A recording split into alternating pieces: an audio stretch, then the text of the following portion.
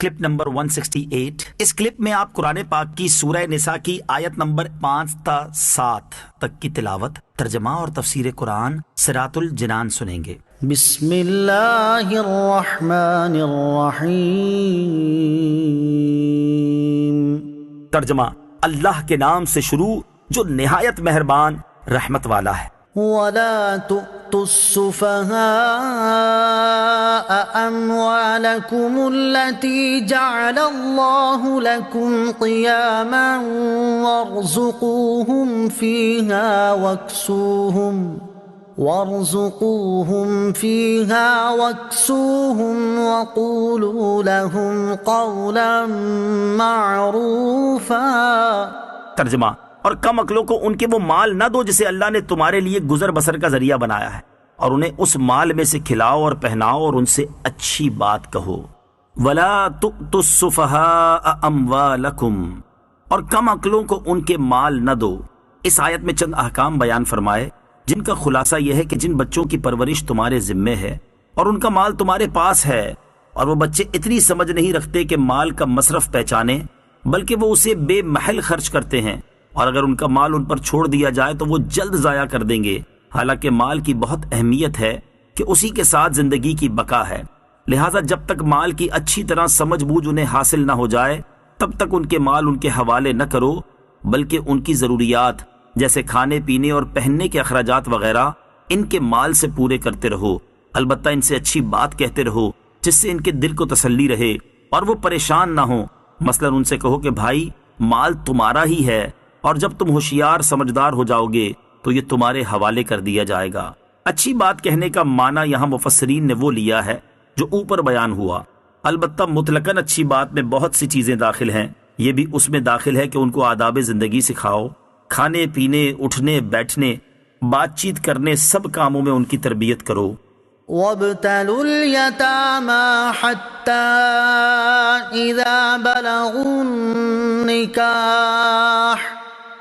فَإِنْ آنَسْتُم مِّنْهُمْ رُشْدًا فَادْفَعُوا إِلَيْهِمْ أَمْوَالَهُمْ وَلَا تَأْكُلُوهَا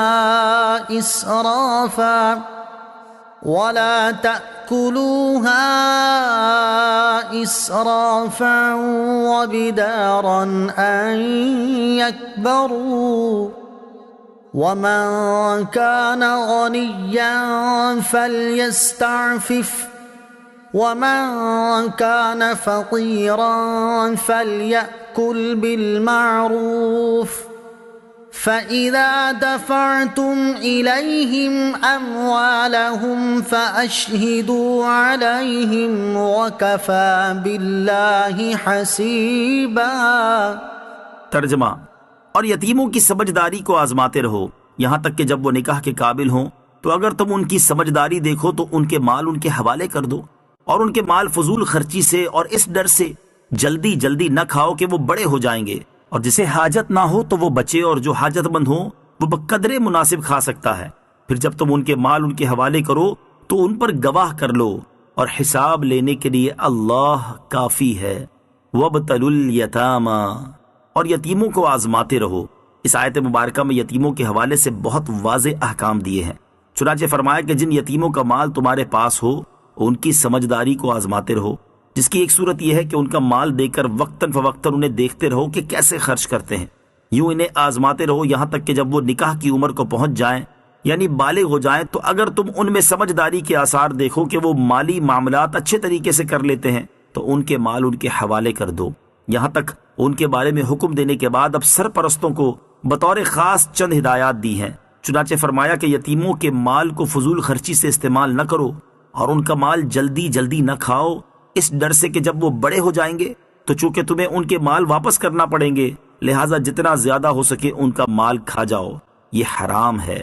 مزید ہدایت یہ ہے کہ یتیم کا سرپرست اگر خود مالدار ہو، یعنی اسے یتیم کا مال استعمال کرنے کی حاجت نہیں، تو وہ اس کا مال استعمال کرنے سے بچے، اور جو حاجت مند ہو وہ بقدر مناسب کھا سکتا ہے، یعنی جتنی معمولی سی ضرورت ہو۔ اس میں کوشش یہ ہونی چاہیے کہ کم سے کم کھائے۔ آیت کے آخر میں مزید پہلے والے حکم کے بارے میں فرمایا کہ جب تم یتیموں کے مال ان کے حوالے کرنے لگو تو اس بات پر گواہ بنا لو تاکہ بعد میں کوئی جھگڑا نہ ہو. یہ حکم مستحب ہے. للرجال نصيب مما ترك الوالدان والأقربون وللنساء نصيب مما ترك الوالدان والأقربون مما قل منه أو كثر نصيبا مفروضا.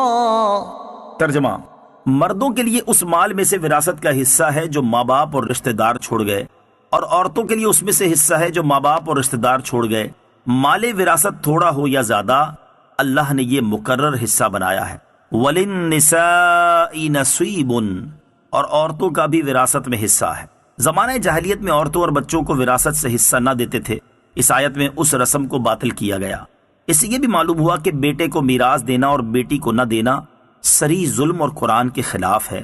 دونوں میراث کے حقدار ہیں، اور اس سے اسلام میں عورتوں کے حقوق کی اہمیت کا بھی پتہ چلا.